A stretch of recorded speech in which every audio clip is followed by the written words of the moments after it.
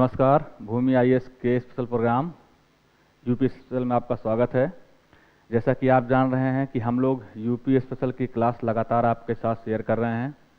अभी तक कुल मिलाकर के 5 चैप्टर हमने आपके साथ डिस्कस किया है। इन 5 चैप्टरों में उत्तर प्रदेश के प्रमुख राजनीतिक प्रशासनिक स्थिति, उसका सांस्कृतिक परिचय, उसके प्रमुख संस्थान संगठन संग्रहालय, उसके धार्मिक ऐतिहासिक महत्व की स्थल और उत्तर प्रदेश की अनुसूचित जनजातियों के बारे में पूरी चर्चा हम कर चुके हैं।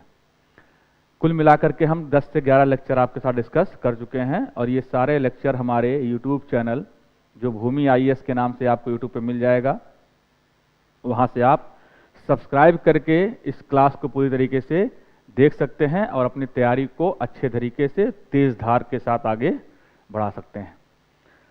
दूसरा, जितने भी हमारी क्लास हो रही है उन क्लासों से रिलेटेड जो स्टडी मटेरियल्स हैं वो सब के सब हमने अपने टेलीग्राम चैनल जो भूमि आईएएस के नाम से ही है उस टेलीग्राम चैनल पे हमने पोस्ट किया हुआ है, जहां से आप उसको डाउनलोड करके अपने स्टडी मटेरियल के रूप में कलेक्ट कर सकते हैं।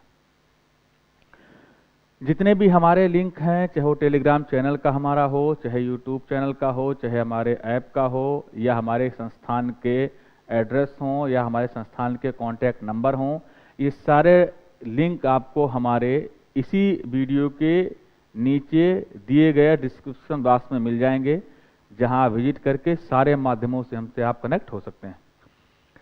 एक इन्फॉर्मेशन और आपके लिए है कि जैसे मैं आपको बार बार बता रहा हूं कि 4 अक्टूबर 2021 से शाम 3 बजे से हमारी 2022 आईएएस फाउंडेशन बैच स्टार्ट हो रहा है। विज्ञान और प्रौद्योगिकी के साथ हम 4 अक्टूबर 2021 नया बैच लॉन्च कर रहे हैं। नए बैच के लॉन्चिंग को लेकर के हमने फीस में भी कुछ वेरिएशन रखा हुआ है। पहले 50 विद्यार्थियों के लिए रजिस्ट्रेशन और एडमिशन दोनों हमारा स्टार्ट है। रजिस्ट्रेशन और एडमिशन के लिए आप चाहें तो हमारे संस्थान भूमि आईएएस वृंदावन सेक्टर 7A 459 पे विजिट कर सकते हैं। और जो हमारे संस्थान का एड्रेस है वो हमारे गूगल मैप पे भी आपको मिल जाएगा। आप गूगल मैप पे भूमि आईएएस डालिए, आपको पूरा हमारा लोकेशन मिल जाएगा। आप उसके डायरेक्शन के हिसाब से हमारे पास तक पहुंच सकते हैं। दूसरा ये है कि आप एडमिशन ऑनलाइन या फ़ोन के माध्यम से भी ले सकते हैं। ऑनलाइन लेने के लिए आपको हमारे जो ऐप है भूमि एजुकेशन, उसको प्ले स्टोर से डाउनलोड करना पड़ेगा। वहाँ से आप हमसे कनेक्ट हो सकते हैं, एडमिशन ले सकते हैं। तीसरा माध्यम यह है कि हमें आप फ़ोन के द्वारा भी अपनी डिटेल शेयर करके ऑनलाइन मोड में एडमिशन ले सकते हैं। फ़ोन के माध्यम से एडमिशन लेने के लिए आपको नीचे दिए गए फ़ोन नंबर पे कॉल करना पड़ेगा। वहाँ से आप कॉल करके कनेक्ट करके अपने आप को रजिस्टर्ड कर सकते हैं, ताकि आपको हम पहले 50 बच्चों में शामिल कर सकें और जो पहले 50 बच्चों के लिए हमने रिलैक्सेशन दिया है, जो फीस में सुविधाएं ऑफर की हैं, वो आपको मिल सके। तो आप जरूर आइए, हमारे संस्थान को विजिट करिए, एडमिशन लीजिए, अपनी परीक्षाओं को अच्छे तरीके से दीजिए, सिलेक्शन लीजिए। हमारी ईश्वर से यही प्रार्थना है, आप अच्छे तरीके से पढ़िए। आज की हमारी जो क्लास है यूपी पीसीएस की, वो हमारी क्लास होगी चैप्टर नंबर 6 की। और चैप्टर नंबर 6 की जो हमारी क्लास है, चैप्टर नंबर 6 की जो हमारी क्लास है, उस चैप्टर नंबर 6 की क्लास का जो पहला पार्ट है और उस चैप्टर नंबर 6 का जो टॉपिक है वो है उत्तर प्रदेश के प्रमुख नदी तंत्र, झीलें और भूगर्भ जल स्रोतों से संबंधित इंफॉर्मेशन। और याद रखिएगा, ये बहुत इंपॉर्टेंट चैप्टर है, जहां हम उत्तर प्रदेश की नदियों, नदी तंत्रों, झीलों, तालाबों, सिंचाई के माध्यमों, सिंचाई से होने वाले साधनों का पूरा डिस्क्रिप्शन हम आपके साथ शेयर करेंगे। और हर बार की तरह इस चैप्टर के माध्यम से भी हम आपको पूरा इंफॉर्मेशन देने की कोशिश करेंगे, ताकि इस सेगमेंट से, यानी कि नदी तंत्रों से, झीलों से और भूगर्भ जल स्रोतों से संबंधित जो भी क्वेश्चन आपके सामने आए वो आप सॉल्व कर सकें, अच्छे तरीके से कर सकें। तो चलिए हम अपना क्वेश्चन की श्रृंखला स्टार्ट करते हैं। आज का हमारा पहला क्वेश्चन है, सरकारी तौर पर सरकारी तौर का मतलब अथराइजेशन है। प्रदेश को कुल कितने नदी बेसिन क्षेत्रों में बांटा गया है।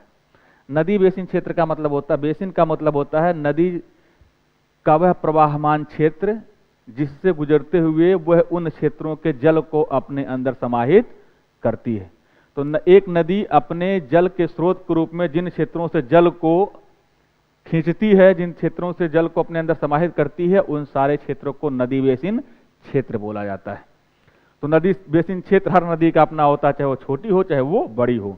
गंगा नदी बेसिन क्षेत्र, ब्रह्मपुत्र नदी बेसिन क्षेत्र, सिंधु नदी बेसिन क्षेत्र, गोदावरी नदी बेसिन क्षेत्र, कृष्णा नदी बेसिन क्षेत्र, कावेरी नदी बेसिन क्षेत्र। तो ये सारी बेसिन क्षेत्र होते हैं अपने अपने नदियों के। तो यहां पूछा गया है कि उत्तर प्रदेश में सरकारी तौर पर कुल कितने नदी बेसिन क्षेत्रों में बांटा गया है, ये आपका आंसर है।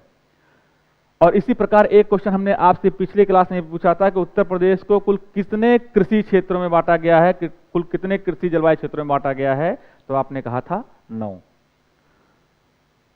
यहां क्वेश्चन है सरकारी तौर पर प्रदेश को कुल कितने नदी बेसिन क्षेत्रों में बांटा गया है। आपके पास ऑप्शन है 5, 7, 6 और 8। हमें इसका आंसर अगर नहीं भी पता है तो हमें कॉमन सेंस लगाएं कि उत्तर प्रदेश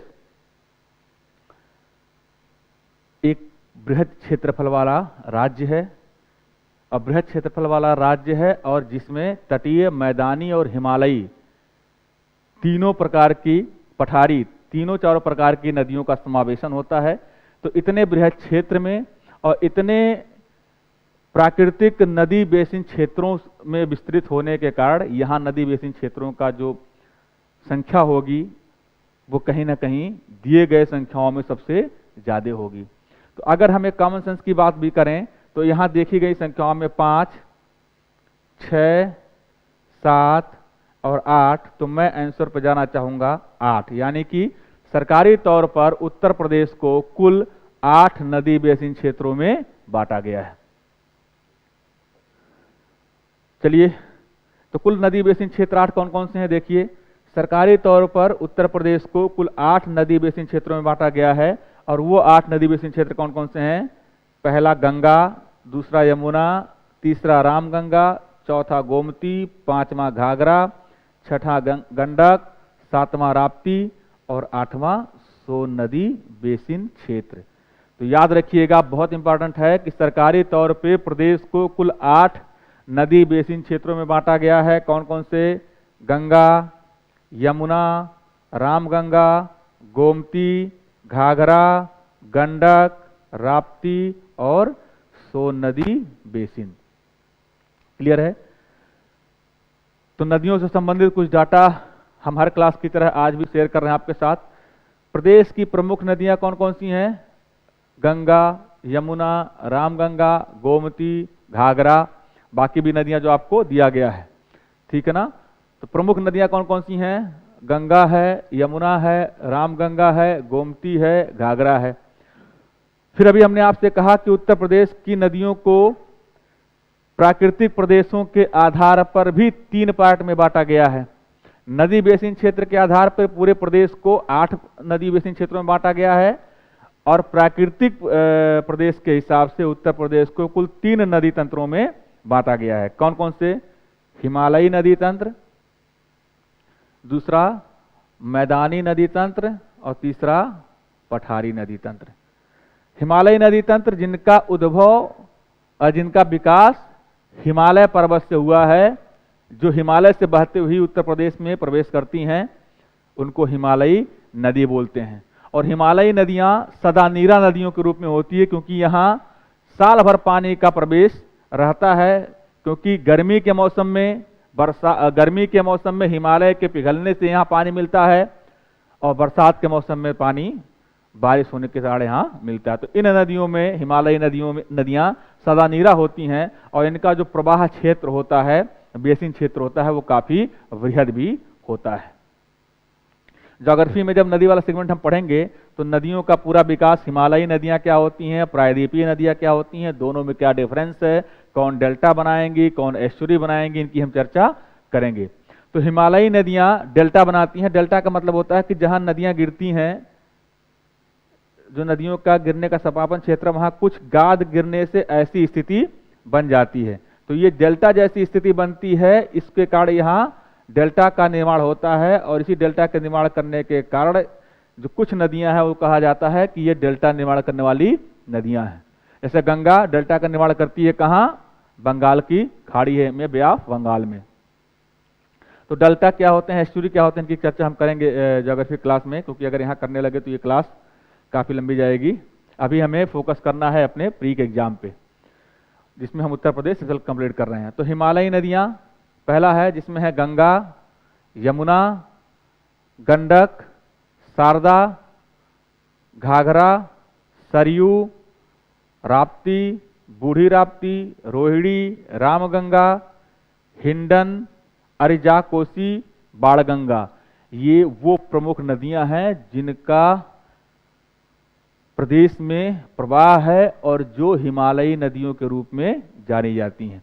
गंगा को जानवी, यहाँ कुछ हमने ब्रैकेट में भी नाम दिया है, उसको आप देखिए। ये इनके कुछ उपनाम हैं, जहाँ एग्जाम में आपसे पूछा गया इसलिए हमने उपनाम भी एक साथ शेयर कर दिया। गंगा को जानवी, भागीरथी भी कहा जाता है। यमुना को कालिंदी, सूर्यपुत्री भी कहा जाता है। गंडक को शालिग्राम और नारायणी भी कहा जाता है। शारदा को काली और महाकाली भी कहा जाता है। घाघरा को कर्णाली कहा जाता है, याद रखिएगा कई बार पूछा गया है। सरयू को वशिष्ठी, देविका और रामप्रिया भी कहा जाता है। हिंडन को हर नदी भी कहा जाता है, ये एग्जाम में पूछा गया है। और रामगंगा को रथवाहिनी भी कहा जाता है। तो हिमालयी नदियों की ये श्रृंखला है। इन नदियों के उपनाम भी हमने आपके साथ शेयर किए हैं, इसको आप देख लीजिएगा, क्योंकि कई बार एग्जाम में पूछा, जैसे कर्णाली, हरनंदी और सूर्यपुत्री, ये तीनों एग्जाम में पूछे गए हैं। दूसरा हमने कहा मैदानी नदियां कौन कौन सी हैं। गोमती, ये आपको लखनऊ में देखने को मिलेगी, जिसको गोमल भी कहा जाता है। वरुणा, सई, तमसा, पांडो, आमी, ईसन और कर्मनाशा नदी। तीसरा क्या है, पठारी नदी, सोन, जिसको स्वर्ण नदी भी बोला जाता है, क्योंकि यहाँ कहा माना जाता है या देखा भी गया है कि सोने के कुछ कण मिलते हैं यहाँ के बालुओं में। बेतबा, बेत्रवती भी इसका नाम दूसरा नाम है। केन, जिसको कर्णावती भी कहते हैं। टोन्स, जिसका एक नाम तमस है। चंबल, सिंध, जिसको काली सिंध के नाम से भी जाना जाता है। कन्हार, बेलन, रिहंद, जिसपे रिहंद बांध का प्रोजेक्ट चलता है। चंद्रप्रभा, सजनम, बिरमा। ये तीन प्रमुख प्रादेशिक विवरण था नदियों का, हिमालयी नदियां, मैदानी नदियां और पठारी नदियां। तीनों प्रादेशिक विवरण के नदियों के हमने आपको लिस्ट भी जारी कर दिया, और उन नदियों के जो उपनाम हैं जहां से एग्जाम में क्वेश्चन पूछे गए हैं वो भी हमने आपके साथ शेयर कर दिया। तो याद रखिएगा, स्वर्णवती, स्वर्ण, सोन नदी, बेत्रवती, बेतवा, कर्णवती, केन और तमस का मतलब टोन्स। चलते हैं अगले क्वेश्चन पे। Ganga river basin management study centre, most important है। Ganga river basin management study centre की स्थापना कहाँ की गई? आपके पास ऑप्शन है, कानपुर में, हरिद्वार में, वाराणसी में या प्रयागराज में। तो इसका आंसर है कानपुर में Ganga river basin management study centre का स्थापना किया गया है, जहां गंगा रिवर से संबंधित उसके पोल्यूशन को लेकर के, उसके विस्तार को लेकर के, उसको कैसे स्वच्छ रखा जाए इसको लेकर के, उसकी गुणवत्ता को मेंटेन करने को लेकर के, उसकी मात्रात्मकता को मेंटेन करने को लेकर के, इन सारे मुद्दों पे रिसर्च करने के लिए, उनको मैनेज करने के लिए एक संस्थान की स्थापना की गई है। उसका नाम क्या है? Ganga river basin management study centre. और वो कहां पे खोला गया है? कानपुर में। अगला क्वेश्चन पे चलते हैं। राज्य में सर्वाधिक गंगा तट वाला जिला कौन सा है? तो गंगा नदी बेसिन कानपुर से स्टार्ट होता है। कानपुर मतलब उत्तर प्रदेश में कानपुर, बांदा, प्रयागराज, वाराणसी, इन सारे सेक्टरों से बहती हुई गंगा आगे प्रवेश करती हैं बिहार में, फिर जाकर के आपके बे ऑफ बंगाल में डेल्टा बनाते हुए इनकी समाप्ति हो जाती है। तो पूछा गया आपके कि राज्य में सर्वाधिक गंगा तट वाला जिला कौन सा है। आपके पास ऑप्शन है कानपुर, प्रयागराज, बदायूं, लखनऊ। तो लखनऊ हो नहीं सकता, लखनऊ में कौन सी है, गोमती। प्रयागराज में संगम है जहां से आके मिलती हैं, तो ये ऑप्शन आपके पास है नहीं। कानपुर में प्रवाहित होती हैं एक छोटे से क्षेत्र में, बहुत बड़ा क्षेत्र नहीं है इनका। तो सबसे बड़ा जो गंगा तट वाला क्षेत्र है वो कौन सा आपका, बदायूं। राज्य में सर्वाधिक गंगा तट वाला जिला कौन सा है, बदायूं। आप क्लियर रखिएगा कि राज्य में सर्वाधिक गंगा तट वाला जो जिला है वो बदायूं है। उत्तर प्रदेश की सबसे लंबी नदी, उत्तर प्रदेश की सबसे लंबी नदी गंगा। एक इंफॉर्मेशन आपके पास यहां मिल गया। और गंगा कैसी नदी है, हिमालयी नदी है। कैसी नदी है, हिमालयी। और गंगा का एक नाम क्या है, जानवी। क्या है, जानवी। तो पूछा ऑप्शन है कि उत्तर प्रदेश की सबसे लंबी नदी गंगा की उत्तर प्रदेश में लंबाई कितनी है, तो 900 किलोमीटर। 900 किलोमीटर, ये इंपॉर्टेंट है। और यही 900 किलोमीटर उसका बेसिन एरिया है। और इसी बेसिन एरिया के मैनेजमेंट और रिसर्च के लिए कानपुर में गंगा रिवर का एक रिसर्च सेंटर भी खोला गया है। क्लियर है।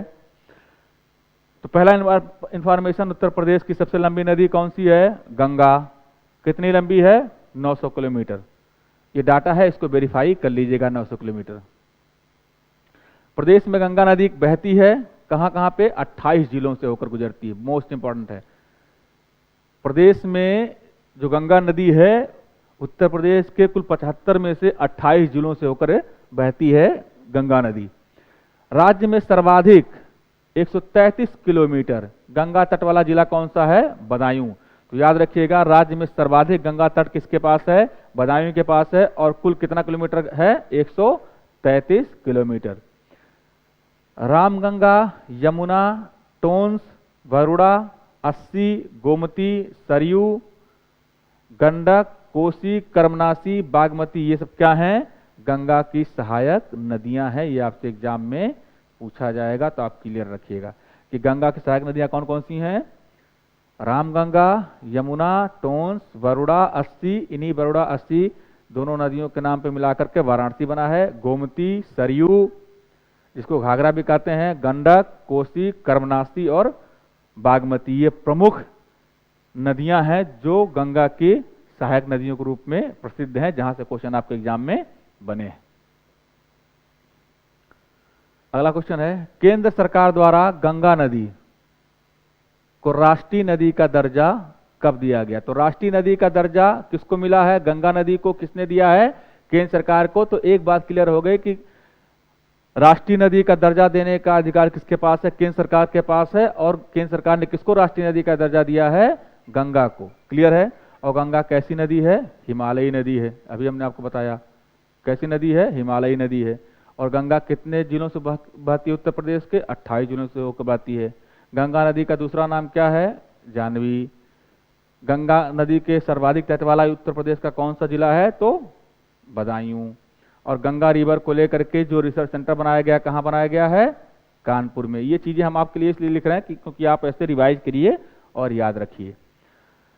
तो कहा गया है कि गंगा नदी को राष्ट्रीय नदी का दर्जा केंद्र सरकार द्वारा कब दिया गया। आपके पास ऑप्शन है 20 फरवरी 2009, 20 मार्च 2009, 20 अप्रैल 2009, 20 मई 2009। तो ये डाटाबेस क्वेश्चन है, इसका आंसर याद रखिएगा कि गंगा नदी को राष्ट्रीय नदी का दर्जा 20 फरवरी 2009 को दिया गया।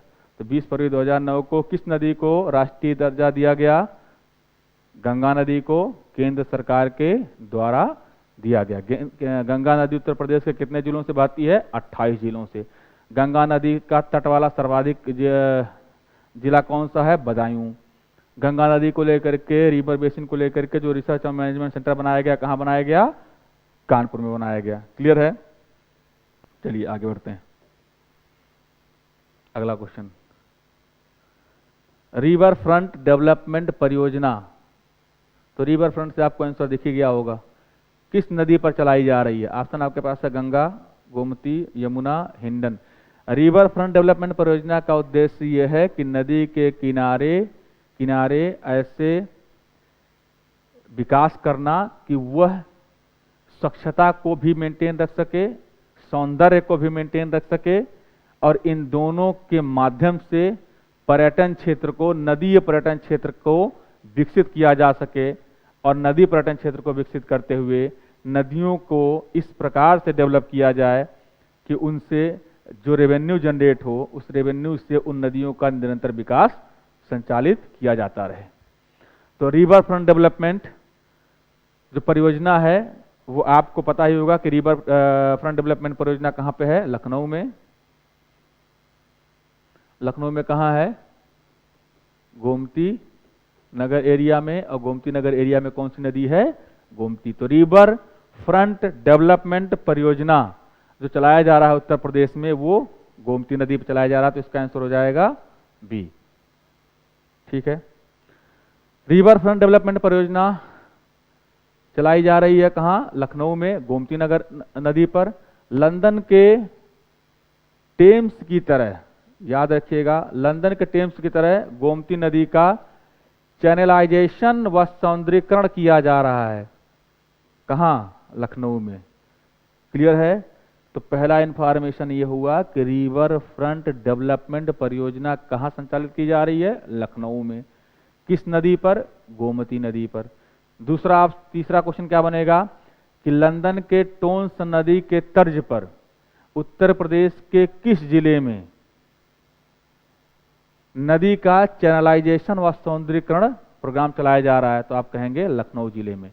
फिर अगला क्वेश्चन बन जाएगा कि टोन्स नदी की तर्ज पर उत्तर प्रदेश की किस नदी पर चैनलाइजेशन व सौंदर्यीकरण प्रोग्राम चलाया जा रहा है? तो आपका आंसर होगा गोमती नदी पर।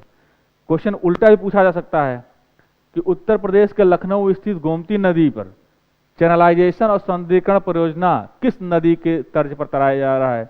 नील नदी, टोन्स नदी, या दामोदर नदी, या कोई भी एक नदी? तो आपका आंसर होगा लंदन के टोन्स नदी के तर्ज पर उत्तर प्रदेश के लखनऊ में गोमती नदी पर चैनलाइजेशन और सौंदर्यीकरण का प्रोग्राम चलाया जा रहा है।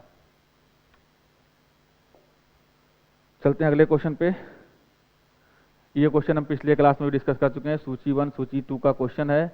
सूची 1 में आपके कुछ क्षेत्र दिए गए हैं और सूची 2 में कुछ नदियां दी गई हैं, और आपसे पूछा गया है कि ये जो क्षेत्र हैं, ये जो शहर हैं, ये जो स्थान हैं, वो किस नदी के तट पर हैं या उनके अगल बगल से कौन सी नदी बहती है। तो पहला है गढ़मुक्तेश्वर, बटेश्वर, लखनऊ और बांदा। ऑप्शन आपके पास है, पहले में गंगा, दूसरे में यमुना, तीसरे में गोमती, चौथे पे केन। लखनऊ सी का आइए, बार बार अभी कुछ देर पहले हमने आपके क्वेश्चन बात किया। लखनऊ में कौन सी नदी है जिसपे चैनलाइजेशन और सौंदर्यीकरण का प्रोग्राम चलाया जा रहा है? हमारे साथ आप पढ़िए, कई बार मैं रिपीट करूंगा क्वेश्चन के दौरान, आपकी चीजें अपने आप तैयार हो जाएंगी। तो लखनऊ में कौन सी नदी है जिस पर चैनलाइजेशन और सौंदर्यीकरण का प्रोग्राम चलाया जा रहा है? टोन्स नदी के तर्ज पर। या लखनऊ में कौन सी ऐसी नदी है जिस पर रिवर डेवलपमेंट परियोजना चलाई जा रही है? तो अभी हमने कुछ देर पहले बात किया था, वो कौन सी नदी है? गोमती नदी है। तो लखनऊ गोमती नदी यानी कि सी का 3। तो अब एलिमिनेशन मेथड ये कहता है कि इनमें दिए गए ऑप्शनों में देखिए कि किसमें सी का 3 है। जहां सी का 3 होगा वही ऑप्शन आपका आंसर होगा, बाकी सब गलत हो जाएंगे।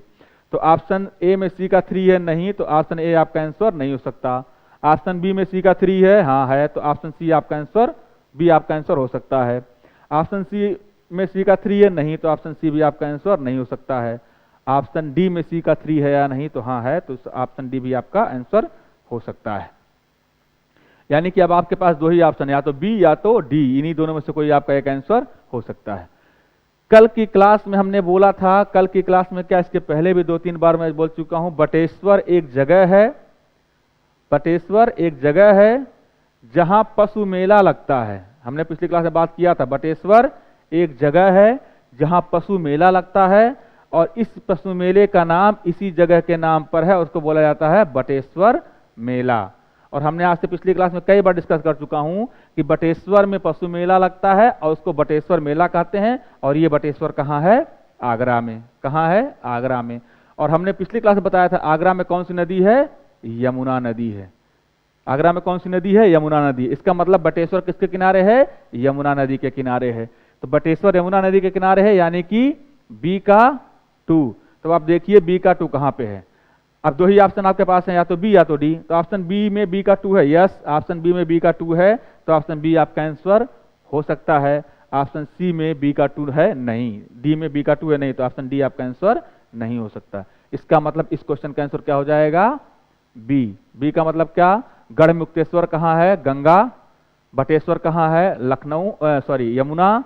लखनऊ कहाँ है? गोमती। बांदा किसके किनारे है? केन नदी के किनारे। गढ़मुक्तेश्वर कहाँ है? हापुड़ में, जहाँ गढ़ गंगा मेला भी लगता है। पिछली क्लास में हम आपसे बात किए थे। तो गढ़मुक्तेश्वर जो भी हमने आपको बताया कि हापुड़ में है, और हमने आपसे बात भी किया था, पिछली क्लास में बताया भी था कि गढ़मुक्तेश्वर में ही गंगा के तट पर गढ़ गंगा मेला भी लगता है। फिर दूसरा है अनूप शहर, बुलंदशहर, ये भी गंगा के तट पे है।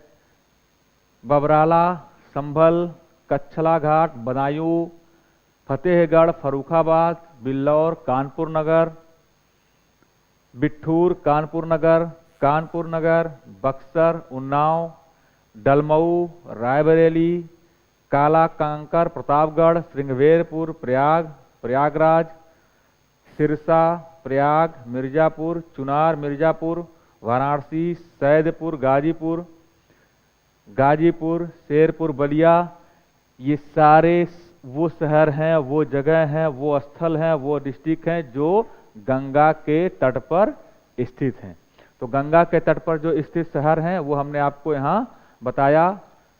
गढ़ गंगा मेला गढ़मुक्तेश्वर हापुड़ में, हस्तिनापुर में पांडवों की राजधानी, अनूप शहर, बुलंदशहर, फतेहगढ़, बदायूं वो डिस्ट्रिक्ट है जहाँ गंगा का सर्वाधिक तट है। बिट्ठूर, कानपुर नगर, नाना साहब का क्षेत्र, डलमऊ, रायबरेली, मिर्जापुर, चुनार का किला यहाँ पे है, वाराणसी और सैदपुर, गाजीपुर, ये सारे शहर गंगा के तट पे हैं। महत्वपूर्ण है, इसको आप याद रखिएगा। अब देखते हैं यमुना के तट पर कौन कौन से शहर हैं। बागपत, वृंदावन, मथुरा, कृष्णनगरी, मथुरा, आगरा, बटेश्वर आगरा, जहां आगरा में बटेश्वर क्या है? एक जगह है जहां क्या लगता है? पशु मेला लगता है। तो बटेश्वर एक जगह है, कहां? आगरा में। क्यों फेमस है? क्योंकि वहां पशु मेला लगता है। और ये किस नदी के तट पर है? यमुना नदी के तट पर है। इटावा, कालपी, जिसको आप जालौन भी बोलते हैं, हमीरपुर, कौशाम्बी और प्रयागराज। तो बागपत, वृंदावन, मथुरा, आगरा, बटेश्वर, इटावा, कालपी, जालौन, हमीरपुर, ये सारे शहर कहाँ हैं? आपके यमुना के तट पर हैं। रामगंगा के तट पर कौन सा शहर है? महत्वपूर्ण है मुरादाबाद, पीतल की नगरी आप इसको बोलते हैं। क्या बोलते हैं? पीतल की नगरी। तो याद रखिएगा, पीतल की नगरी किसको बोलते हैं? मुरादाबाद। बरेली में क्या फेमस है? सुरमा। तो बरेली का सुरमा और मुरादाबाद का पीतल, ये दोनों फेमस है। तो सुरमा नगरी या पीतल की नगरी मुरादाबाद, सुरमा नगरी बरेली, दोनों कहाँ हैं? रामगंगा के तट पर। गोमती के तट पर कौन सा शहर है? लखनऊ, नवाबों का शहर, आमों का शहर इसको बोला जाता है। सुल्तानपुर, जौनपुर, जहां सर की मस्जिद है, ये सब कहाँ पे हैं? गोमती नदी के तट पर हैं। और इसी गोमती नदी के तट पर हमने अभी कुछ देर पहले बात किया था कि गोमती नदी पर ही रिवर फ्रंट डेवलपमेंट परियोजना चलाई जा रही है। और गोमती नदी पर ही लंदन की टोंस नदी के तर्ज पर चैनलाइजेशन और सौंदर्यीकरण का प्रोग्राम भी चलाया गया है। और ये दोनों कहाँ है? गोमती नदी लखनऊ के क्षेत्र में। सरयू के तट पर कौन कौन से नगर हैं? अयोध्या, रामनगरी, अयोध्या नगर, अयोध्या धाम, गोला, बड़हलगंज, दोहरी घाट और बरहज, ये सारे किस तट पे हैं? सरयू नदी के तट पे हैं। सरयू को अयोध्या में, घाघरा को सरयू में क्या बोला जाता है? घाघरा को अयोध्या में क्या बोला जाता है? सरयू नदी। राप्ती व रोहिणी नदी के संगम पे कौन सा है? गोरखपुर नगर या गीता प्रेस नगर या नाथ नगर या गीता प्रेस धाम कहाँ पे है? गोरखपुर। किस नदी के तट पे है? राप्ती या रोहिणी नदी के तट पर। आमी नदी के तट पर कौन सा है? मगहर नगर आमी नदी के तट पर है। वरुणा और अस्सी नदियों के तट पर या वरुणा या अस्सी नदियों के मध्य और गंगा के बाएं तट पर कौन सा नगर है? वाराणसी। वरुणा और अस्सी नदियों के संगम पर स्थित होने के कारण क्या बोला गया है? वाराणसी। केन नदी के तट पर कौन सा शहर है? बांदा नगर किस नदी के तट पर है? केन नदी के तट पर। तो हमने नदियों से संबंधित जो तट हैं वो हमने आपके साथ डिस्कस किया, इसको आप याद रखिएगा। उद्गम स्थलों के आधार पर प्रदेश की नदियों को कुल कितने प्रकारों में बांटा गया है? तो कल हमने आपसे बात किया था और कल की क्लास में जब हमने बोला था कि नदियों से संबंधित पार्ट हम अगले क्लास में कंप्लीट कराएंगे, तो हाँ हमने आपसे बोला था कि नदियों से संबंधित पार्ट कंप्लीट कराने के लिए ज्योग्राफिकल लोकेशन को भी हम शेयर करेंगे। और आज की क्लास में हमने शुरुआत में ज्योग्राफिकल लोकेशन के आधार पर नदियों का वर्गीकरण भी आपसे बताया था। उस क्वेश्चन में जब हमने आपसे ये पूछा था कि उत्तर प्रदेश को कुल कितने नदी बेसिन तंत्रों में बांटा गया है, तो आपने बोला था कुल 8 नदी तंत्रों बेसिन में बांटा गया है। तो उसी समय हमने बताया था कि उद्गम स्थलों या भौगोलिक उद्गम स्थलों के आधार पर उत्तर प्रदेश की नदियों को भी 3 क्षेत्रों में बांटा गया था और उन तीनों क्षेत्रों का डिटेल एक्सप्लेनेशन भी हमने उसी क्वेश्चन में दिया हुआ था। तो आंसर क्या होगा? 3। कौन कौन सी? हिमालयी नदियां, जिसमें आपकी गंगा वगैरह शामिल थी, जो सदा नीरा होती हैं, हिमालयी नदियां। दूसरा क्या हमने बताया था आपको? हिमालयी नदियों के बाद मैदानी नदियां और तीसरा पठारी नदियां या पर्वतीय नदियां, पठारी नदियां, ये 3 हैं। ठीक, तो उद्गम स्थलों के आधार पर उत्तर प्रदेश को कुल 3 नदी तंत्रों में डिवाइड किया गया है, बांटा गया है। कौन कौन से? हिमालयी, मैदानी और पठारी। तो देखिए वही लिखा है, उद्गम स्थल के आधार पर प्रदेश की नदियों को 3 प्रकारों में विभाजित किया गया है। पहला हिमालयी नदियां, दूसरा है मैदानी क्षेत्र की नदियां, तीसरा है पठारी क्षेत्र की नदियां। इसकी चर्चा हम पिछले क्लास में भी कर चुके हैं। हिमालयी नदियां वो हैं जिनमें सदा हर समय पानी रहता है, इसलिए इसको सदा नीरा नदियां भी कहा जाता है। जैसे गंगा है, यमुना है, काली है, रामगंगा है, गंडक है, सरयू है, अर्जी, कोसी हैं। तो ये सारी नदियां हैं जो हिमालय से निकलती हैं। मैदानी क्षेत्र की नदियां जो झीलों और दलदलों से निकलती हैं वो मैदानी क्षेत्र की नदियां हैं। उनमें कौन कौन सी हैं? गोमती, वरुणा, साई, पांडो, ईशान और दक्षिण में स्थित पठारों या विंध्य पर्वत श्रेणी से जो निकलने वाली पठारी नदियां हैं वो कौन कौन सी हैं? सोन, रिहंद, टोंस, केन, चंबल, बेतवा, कन्हारी। तो इसकी चर्चा हम पहले क्वेश्चन में भी कर चुके थे। तो उत्तर प्रदेश में जो नदी तंत्र है वो उद्गम स्थान के आधार पर 3 हैं, हिमालयी तंत्र की नदियां, मैदानी तंत्र की नदियां और पठारी तंत्र की नदियां। उनका डिस्क्रिप्शन हमने आपके साथ शेयर किया। तो हम देखते हैं अपना अगला question, question number 8। Question number 8 है, गंगा नदी सर्वप्रथम किस जिले से होते हुए उत्तर प्रदेश में प्रवेश करती है? मतलब यह है कि गंगा नदी का प्रवेश द्वार उत्तर प्रदेश के लिए कौन सा जिला है, आपसे पूछा गया है।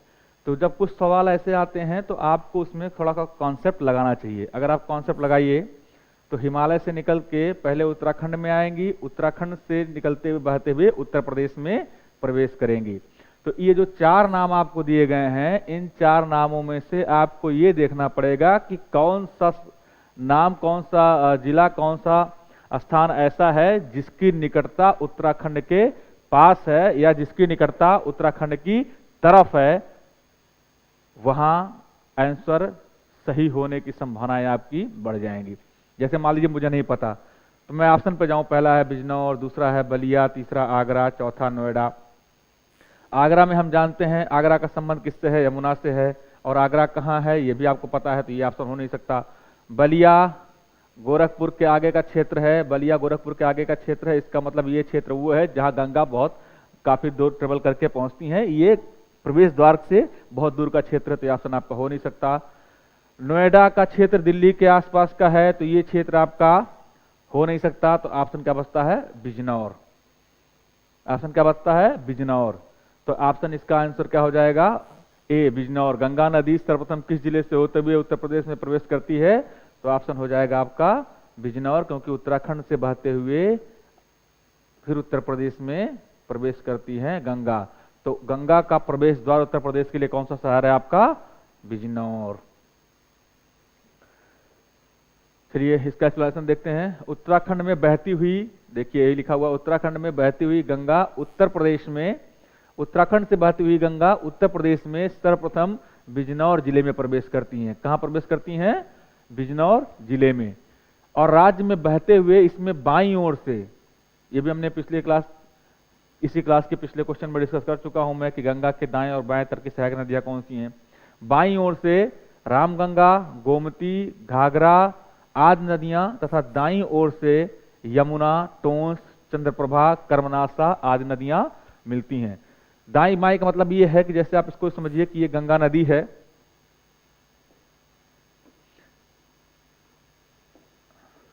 ये गंगा नदी का ऐसे बहाव है, तो दाईं बाईं ओर का मतलब हो गया इधर से मिलने वाली नदियां, ठीक है ना, और दाईं ओर का मतलब हो गया इधर से मिलने वाली नदियां। क्योंकि नदी का प्रवेश कहां से किस तरफ का है? इस तरफ का है। इस तरफ का मतलब नदी ऐसे प्रवेश कर रही है, ढलान उसका ऐसे, तो ये ऊपर की तरफ कहें या बाईं ओर से, नीचे की तरफ कहें या दाईं ओर से। तो जैसा एग्जाम में आपके सामने क्वेश्चन आए आप उसको क्लियर रखिएगा कि गंगा में ऊपर की तरफ से मिलने वाली या बाईं तरफ से मिलने वाली नदियां कौन सी हैं? तो वो है रामगंगा, गोमती, घाघरा। दाईं ओर या नीचे से की तरफ से मिलने वाली नदियां कौन सी हैं? यमुना, टोंस, चंद्रप्रभा और कर्मनासा। तो ये क्लियर रहिएगा, दाईं बाईं का मतलब क्या है और ऊपर नीचे का मतलब क्या है। दूसरा है रामगंगा कन्नौज के निकट। ये इंपॉर्टेंट है, बहुत इंपॉर्टेंट है कि रामगंगा कहां? कन्नौज के निकट आकर के गंगा में मिलती हैं। गोमती गाजीपुर के निकट, सई बलिया में, यमुना प्रयागराज में, टोंस सिरसा प्रयाग में गंगा में मिलती हैं। तो क्लियर रखिएगा, ये बहुत इंपॉर्टेंट डाटा है जो हमने आपके साथ अभी शेयर किया कि रामगंगा कहां? कन्नौज के पास आके गंगा में मिलती हैं। गोमती नगर गाजीपुर के निकट गंगा में मिलती हैं। सई बलिया के निकट गंगा में मिलती हैं। यमुना प्रयागराज में जाकर के गंगा में मिलती हैं संगम में। टोंस सिरसा प्रयागराज में जाकर के गंगा में मिलती हैं। रामगंगा, गोमती ये सब ऊपर की तरफ से या बाएं तरफ से मिलने वाली नदियां हैं। यमुना और टोंस नीचे की तरफ से या दाएं तरफ से मिलने वाली सहायक नदियां हैं यमुना गंगा की। गंगा उत्तर भारत की सबसे प्रमुख व हिंदुओं की पवित्र धार्मिक नदी है। ये अंडरस्टूड है, इसको याद रखिएगा। गंगा को सुरसरी, भागीरथी, पद्मा, देवनदी, जाह्नवी आदि नामों से भी जाना जाता है। ये बहुत इंपॉर्टेंट है, इसको याद रखिएगा क्योंकि यहां से क्वेश्चन एग्जाम में बने हैं। जब ज्योग्राफी वाले सेगमेंट पे नदी तंत्र पे आएंगे तो हम लोग पूरी गंगा को अच्छे तरीके से पढ़ेंगे कि गंगा का उद्गम कैसे हुआ, गंगा का पहले नाम क्या है, भागीरथी कब पड़ा, पद्मा कब पड़ा, ये सारे नाम पढ़ेंगे। ब्रह्मपुत्र कब आके मिलती है, गंगा का बेसिन क्षेत्र क्या है, ये सारी चीजें हम पढ़ेंगे आगे चलते। गंगा डेल्टा कहाँ बनाती है, क्यों बनाती है, गंगा का विस्तार क्षेत्र कौन सा है, ये सारी चीजों पे हम चर्चा करेंगे जब नदी वाले चैप्टर में आएंगे हम ज्योग्राफी में। और आपको पता है गंगा कौन सी नदी है? गंगा हिमालयी नदी है। कौन सी नदी है? हिमालयी नदी है। हिमालयी नदी का मतलब गंगा कैसी होगी?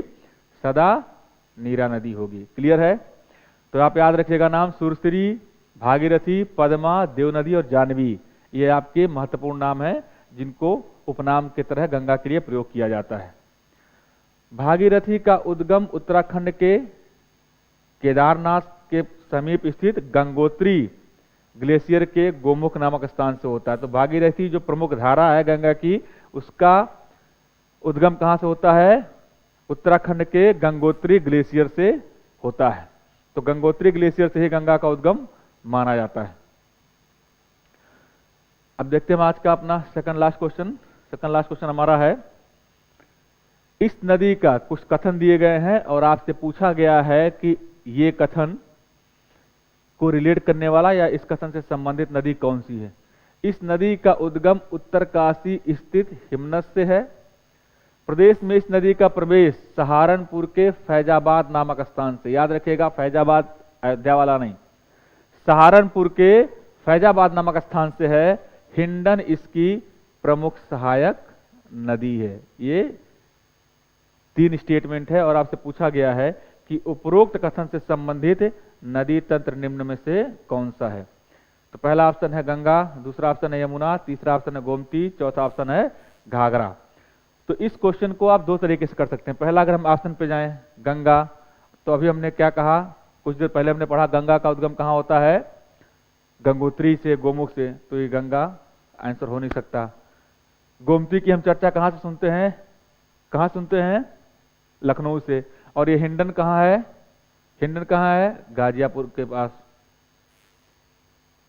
ठीक है ना। हिंडन कहाँ है, गाजियापुर के पास। गोमती कहाँ है, लखनऊ में, यानी कि ये गोमती भी इसका आंसर नहीं हो सकता। घाघरा नदी कहाँ है, घाघरा को आगे अयोध्या में सरयू बोला जाता है, यानी कि ये भी इसका आंसर नहीं हो सकता। तो ऑप्शन 1 क्या बचा आपके पास, यमुना। क्या बचा, यमुना।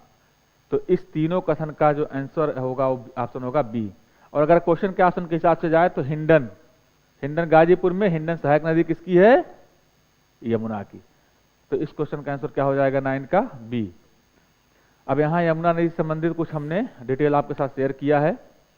अभी हमने बताया यमुना कहाँ मिलती है, ये गंगा नदी प्रवेश कर रही है, गंगा नदी का बहाव क्षेत्र है, ये गंगा नदी का बहाव क्षेत्र है। और यमुना इधर से जाकर के गंगा में मिलती हैं। इधर का मतलब इसको आप दाईं तरफ भी कह सकते हैं या नीचे की तरफ से जाकर के यमुना में, गंगा में मिलती हैं। यमुना कहाँ मिलती हैं, ये प्रयागराज में, संगम में। प्रयागराज में कहाँ मिल जाती हैं, गंगा में मिल जाती हैं। क्लियर है। यमुना यह गंगा की क्रम की सबसे महत्वपूर्ण नदी है। इसका उद्गम बंदरपूंछ, याद रखिएगा बंदरपूंछ मोस्ट इंपॉर्टेंट है लोकेशन, के पश्चिमी ढाल पर स्थित यमुनोत्री हिमनद उत्तरकाशी, यहां से यमुना का उद्गम माना जाता है। तो यमुना के उद्गम से रिलेटेड अगर आपसे पूछा जाए कि यमुना का उद्गम कहां से माना जाएगा, तो आप बोलेंगे बंदरपूंछ यमुनोत्री हिमनद उत्तरकाशी। क्लियर है। चलिए, जो कि प्रदेश में इसका प्रवेश सहारनपुर के फैजाबाद नामक स्थान से होता है।